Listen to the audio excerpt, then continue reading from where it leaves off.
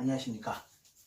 오늘은 동양철학사 이제 5번째 시간입니다. 오늘 배워볼 철학자는 공자에 대해서 한번 알아보도록 하겠습니다. 공자는 이제 어떤 사람이냐, 이제 왜 중요한데, 우리가 공자는 말입니다. 혈통적인 측면으로 바라보면 동이족입니다. 동이족. 그래서 공자 7대조 공보가라는 사람이 있었습니다. 그래서 그 공보가가 부인이 굉장히 이뻤어요. 그래서 부인 때문에 맞아 죽습니다. 그래서 그 아들 자목공보가 노나라로 도망을 갑니다. 그래서 노나라에서 이제 쭉쭉쭉 살다가 이제 공자의 아버지 바로 숭냥흐리라는 사람이 있었는데 장군이죠.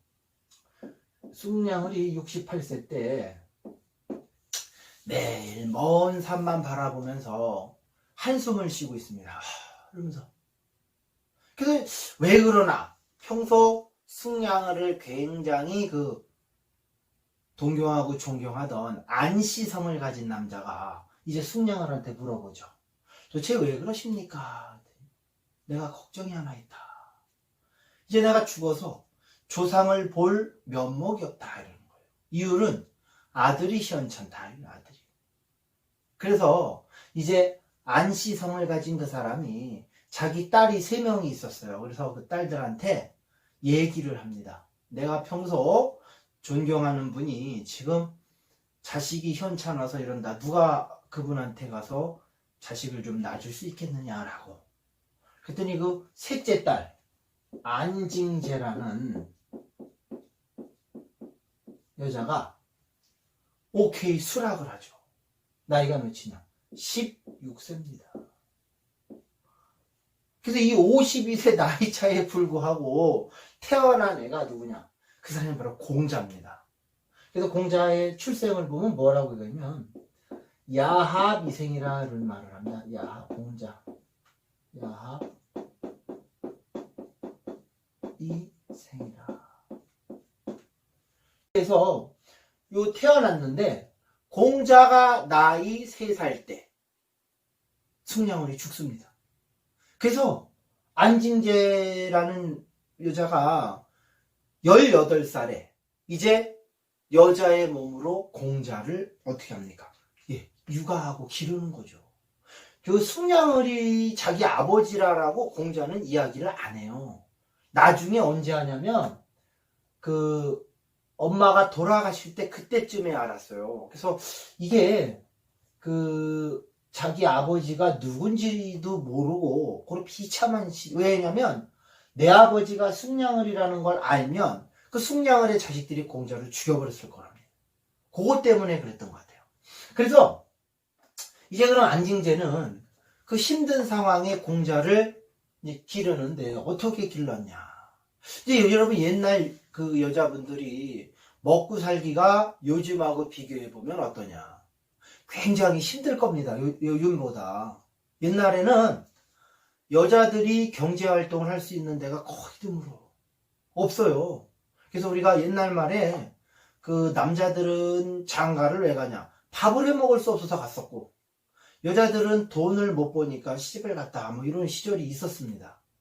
자, 그러다 보니까 그럼 이제 안징제가 여자의 홀몸으로 공자를 기르기 위해서 밥을 먹을 수 있는 방법은 뭐냐? 굳은 일을 하는 데였겠죠.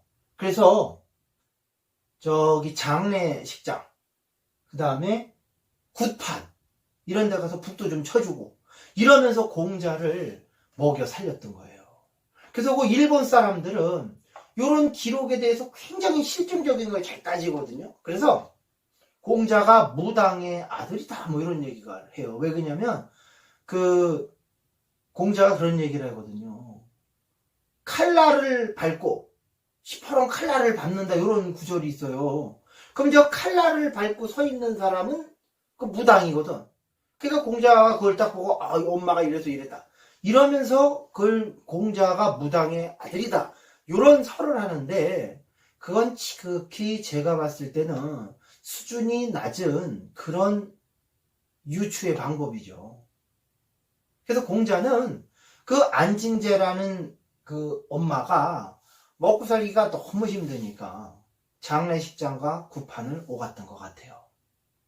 그러면서 거기서 배불리 먹고, 그래서 공자가 제기진설의 대가입니다. 왜? 어렸을 때부터 맨날 그 제사 지내는데 장례식장 이런 데 그 묘지 옆에서 맨날 제기 보니까 아주 거기에 달인이 돼 있는 거죠.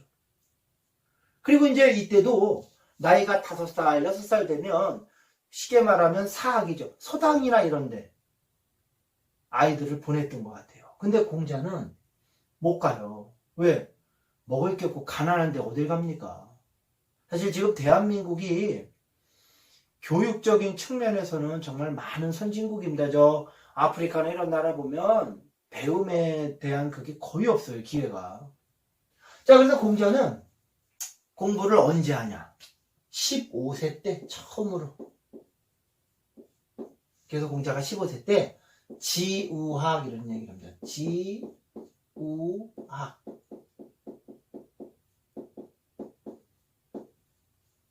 나는 15살에 배움의 뜻을 뒀다.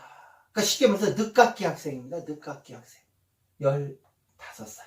아무 그 시대를 이렇게 회상해보면 다른 애들이 다 대여섯 살 때 서당이나 이런 데 공부하러 가는데 자기는 지게 같은 걸 미고 일하러 갑니다. 아마 엄청나게 공부를 하고 싶었겠죠. 그러다 보면 이 만학의 꿈이 엄청났을 것 같아요. 그래서 우리가 보면 요즘 아이들이 왜 이렇게 공부하기 싫어할까? 이유가 있어요. 태어나자부터 그냥 말도 못하는 애를 저 보행기에 앉혀가지고 헬로우 뭐 이런 거 막 영어 틀어주고 영어 단어 막 그런 거 들려주고 영어 노래 들려주고 막 이런 걸 가르치거든요. 그러니까 아이들이 자기가 선택을 하는 게 아니라 미리 세팅을 깔아주고 시킵니다. 그러다 보니까 아이들이 굉장히 공부에 대한 피로감이 장난 아닌 거죠. 그래서 공자는 하여튼 그래서 처음 15살에 학문의 뜻을 둡니다. 그래서 나이가 30세가 되니까 입이라 입은 뭐냐? 섰다라는 건데 이게 뭐냐면 입어예입니다. 입어예. 예를 통해서 섰다. 그럼 이 예는 뭐냐? 예는 조화로움입니다. 조화로움. 얘가 뭐니? 그러면 남들과의 조화로움이에요. 그러니까 쉽게 말해서 나이 30살이 되면서 조화로움이 뭔지를 알았던 거예요. 그럼 이 사람들과의 조화로움이 아니라 만물과의 조화로움도 알았다는 거죠. 나이 30세. 쉽게 말해서 요 만물의 이치를 나이 30살에 깨친 거예요. 나이 30살에. 그럼 그래서 제가 훌륭하다고 하는 사람들을 보면 이런 깨달음이 있어야 되는 것 같아요. 깨달음. 그래서 우리가 이제 불교에서 말하는 도노 점수라는 게 있는데 이 도노라는 건 뭐냐면 갑자기 팍 깨달으는 겁니다. 점수는 점진적으로 공부를 해서 이제 수양을 해 가는 건데 그래서 그럼 도노 점수요? 점수가 먼저입니까? 도노가 먼저입니까? 제가 보니까 점수를 하다가 어느 날 도노가 되는 겁니다. 그래서 이제 공자가 나이 30일 때 치고 나이 이제 40이 되니까 불혹이다 이런 얘기를 해요. 불혹. 불혹은 뭐냐? 미혹되지 않았다. 이 얘기는 달리 말하면 욕심에 흔들리지 않았다. 나는 욕심에 흔들리지 않았다. 쉽게 말해서 사람이 나이 40이 넘으면 그래서 우리가 그런 얘기를 해요. 너 나이 40 넘으면 네 얼굴에 책임을 져라. 그 얘기는 달리 말하면 욕심에 그렇게 흔들리지 말고 딱 천심을 보존해라. 이런 얘기입니다. 이게 불혹입니다. 그 다음에 나이 50이 되니까 지천명이다.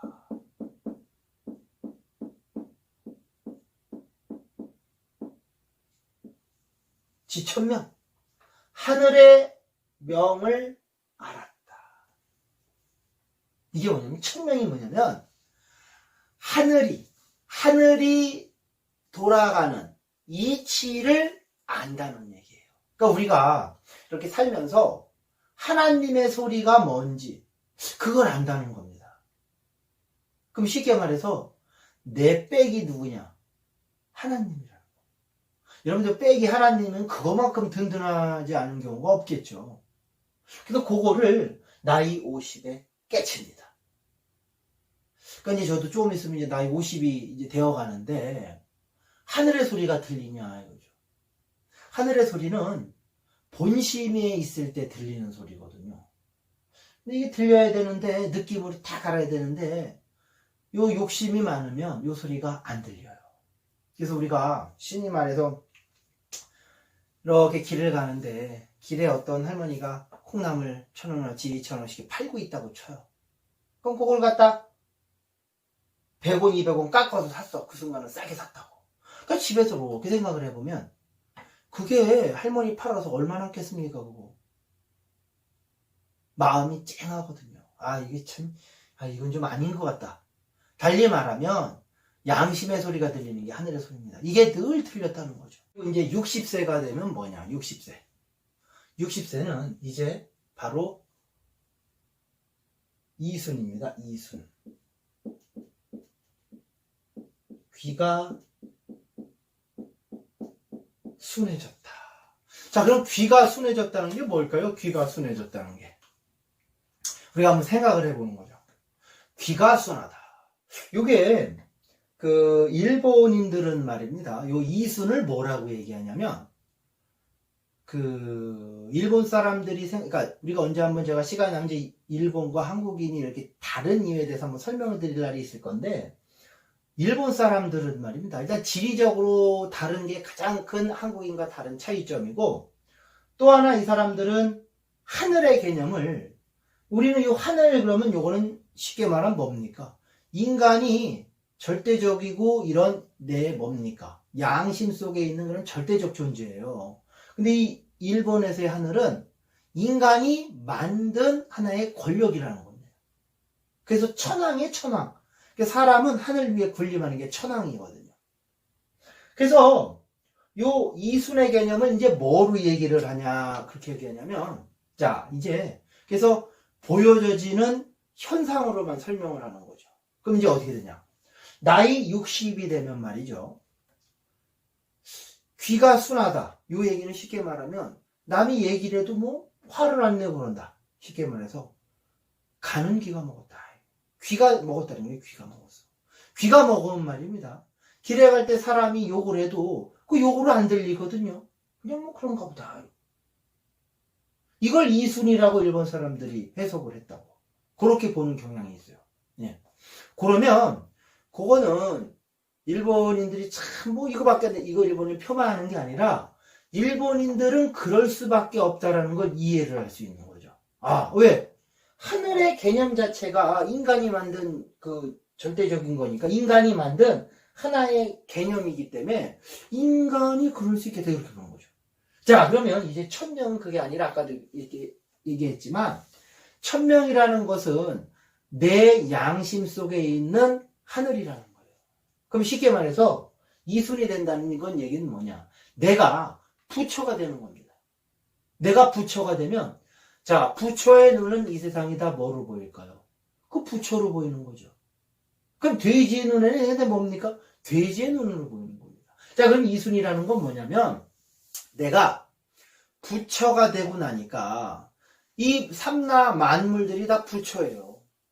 그러면서 얘도 부처, 얘도 부처. 그럼 지나가는 사람이 나한테 예를 들어 야, 개새끼야 이런 얘기를 했다고. 그러면 곰곰이 생각해 보는 거죠.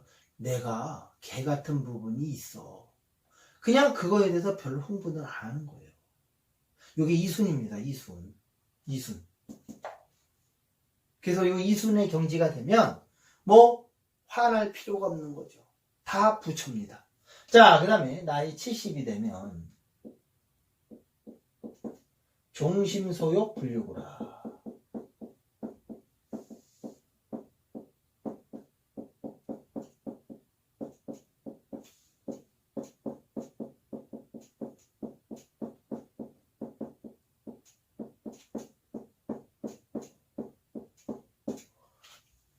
그러면 마음이 종심소욕 불류구다. 여기 뭐냐?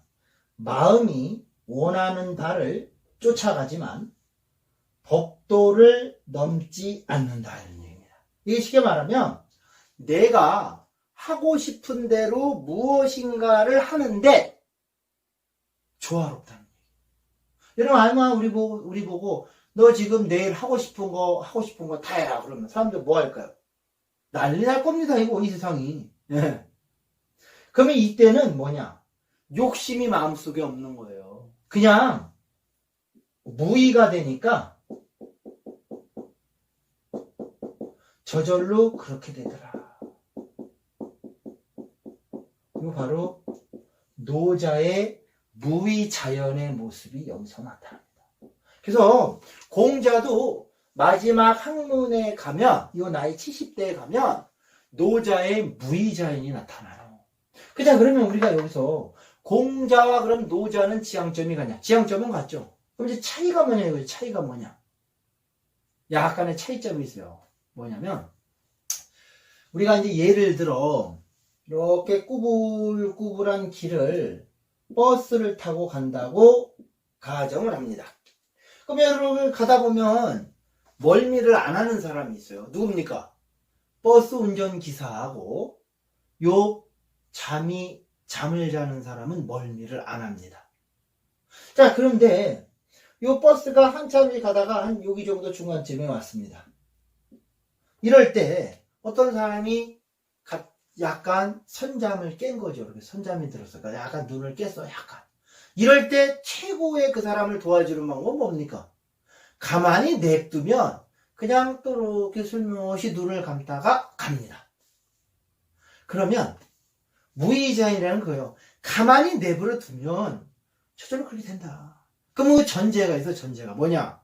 바로 사람은 100% 선한 존재라는 거예요.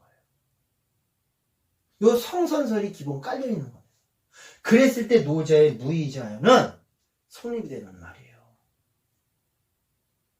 그러면 여기서 그럼 노자는 기본적으로 사람은 다 그렇다고 봤기 때문에 이게 다지만 여기 길을 가는 데가 가다가 버스 가는데 완전히 선잠이 든 게 아니라 완전히 잠이 깼다고 쳐. 완전히. 이제 눈이 완전히 떴어.